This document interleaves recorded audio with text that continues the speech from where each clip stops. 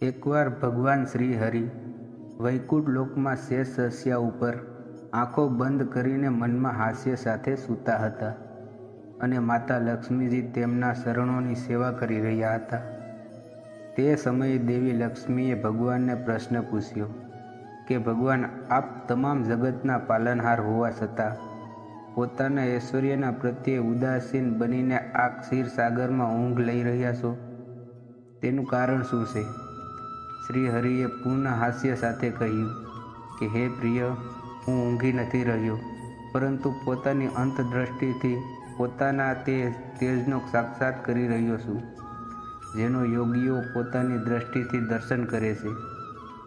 જે વ્યક્તિને આધીન આ સમગ્ર સંસાર છે, હું જ્યારે તેનું મનથી દર્શન કરું છું ત્યારે એવું લાગે છે કે હું નીંદમાં ડૂબેલો હોઉં, પરંતુ એવું હોતું નથી. ભગવાને આટલી રહસ્યમય રીતે વાત કરી તો માતા લક્ષ્મીજીને કેટલીક વાત સમજવામાં આવી તો કેટલીક વાત સમજાય જ નહીં. માતાજીએ ફરીથી પ્રશ્ન કર્યો કે હે નાથ, આપના સિવાય પણ કોઈ અન્ય શક્તિ છે કે જેનું આપ ધ્યાન કરો છો? આ વાતથી મને નવાઈ લાગે છે. ભગવાને કહ્યું કે દેવી, આ વાતને સારી રીતે સમજવા માટે આપે ગીતાના રહસ્યને સમજવું પડશે. ગીતાના તમામ અધ્યાય મારા શરીરના અંગ છે, જેની આપ સેવા કરો છો. ગીતાના શરૂઆતના 5 અધ્યાયને મારા 5 મુખ જાણો. 6થી 15 સુધીના 10 અધ્યાય એ મારી 10 ભુજાઓ સમજો. 16મો અધ્યાય મારું હૃદય છે, જ્યાં શુદ્ધા શાંત થાય છે. અંતિમ 2 અધ્યાય મારા શરણ છે. આમ 18 અધ્યાયે મારી ઈશ્વરી મૂર્તિ સમજવી જોઈએ. તેને જાણવા માત્રથી પાપનો નાશ થાય છે. ભગવાને ગીતાના અધ્યાયની આવી વ્યાખ્યા કરી તો માતા લક્ષ્મીજીની ઉત્સુકતા વધી ગઈ. ભગવાનને ખબર પડી ગઈ કે દેવીના મનમાં શું ચાલી રહ્યું છે. શ્રી હરિએ કહ્યું કે દેવી, જે વ્યક્તિ ગીતાના 1 અધ્યાય અથવા 1 શ્લોકનું નિયમિત પાઠ કરે છે, તે સુશર્માની જેમ તમામ પાપોથી મુક્ત થઈ જાય છે. જ્યારે લક્ષ્મીજીએ સુશર્માની કથા સાંભળવાની ઈચ્છા વ્યક્ત કરી કે સુશર્મા કોણ હતો, કઈ જ્ઞાતિનો હતો અને કયા કારણે તેની મુક્તિ થઈ, ભગવાને કહ્યું કે સુશર્મા નામનો એક ઘોર પાપી હતો. તેનો જન્મ એક વૈદિક જ્ઞાન વગરના અને ક્રૂર કર્મો કરનારના કુળમાં થયો હતો. તે હંમેશા ભોગ વિલાસમાં ડૂબેલો રહેતો, માંસાહાર અને મદિરાપાનથી જીવન પસાર કરતો હતો. એક દિવસ સાપ કરડવાથી તેનું મૃત્યુ થાય છે. મૃત્યુ બાદ તેને નરકમાં અનેક યાતનાઓ સહન કરીને પછી પૃથ્વી ઉપર બળદના રૂપે જન્મ લે છે. પોતાના માલિકની સેવા કરતાં કરતાં 8 વર્ષ વીતી ગયા.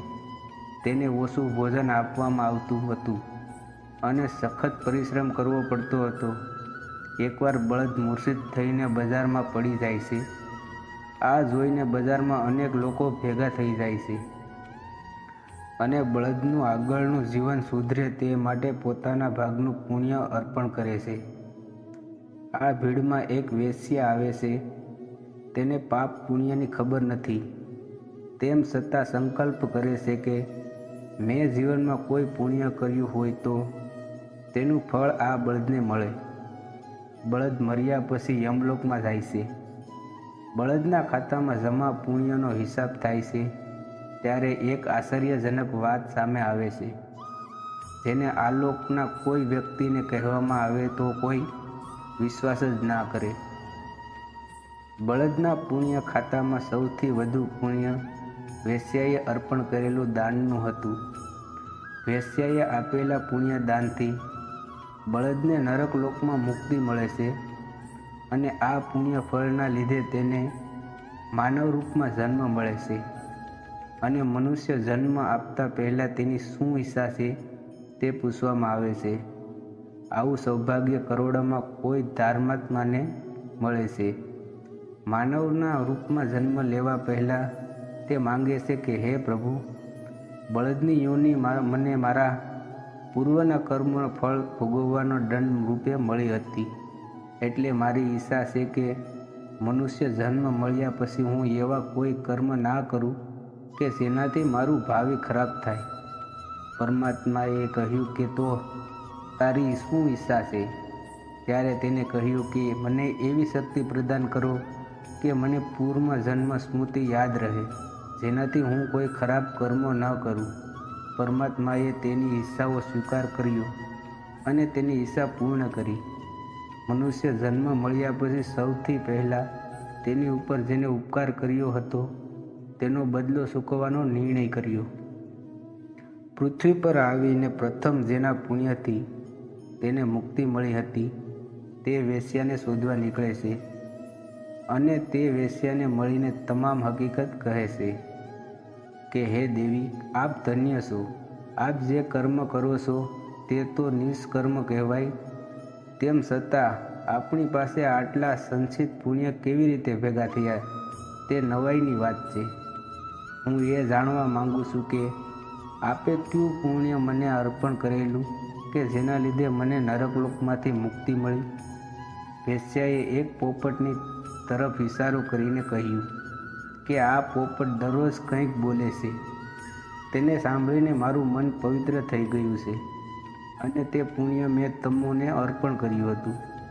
વેશ્યાની આ વાત સાંભળીને સુશર્માને વધુ નવાઈ લાગે છે કે એક સ્ત્રીએ મને પુણ્ય ફળનું અર્પણ કર્યું કે જેના વિશે તેને પોતાને કશી ખબર જ નથી, અને તે પુણ્યનો એકલો પ્રભાવ છે કે જેનાથી મારી અધમ યોનિ છૂટી ગઈ. સુશર્માએ આદરપૂર્વક એ પોપટને પ્રણામ કર્યા અને તેના જ્ઞાનનું રહસ્ય પૂછ્યું. ત્યારે પોપટે તેના પૂર્વજન્મની કથા કહી. પોપટે કહ્યું કે હું પૂર્વજન્મમાં વિદ્વાન હોવાની સાથે અભિમાની હતો અને તમામ વિદ્વાનો પ્રત્યે ઈર્ષા રાખતો હતો. તેમનું અપમાન અને અહિત કરતો હતો. મારા મૃત્યુ પછી હું અનેક લોકોમાં ભટકતો રહ્યો. પછી મને પોપટની યોનિ મળી, પરંતુ જૂના પાપોના લીધે બાળપણમાં જ મારા માતા પિતાનું મૃત્યુ થયું. એકવાર રસ્તામાં હું બેભાન થઈને પડ્યો હતો. ત્યારે દેવ યોગે ત્યાંથી ઋષિ મુનિઓ પસાર થાય છે.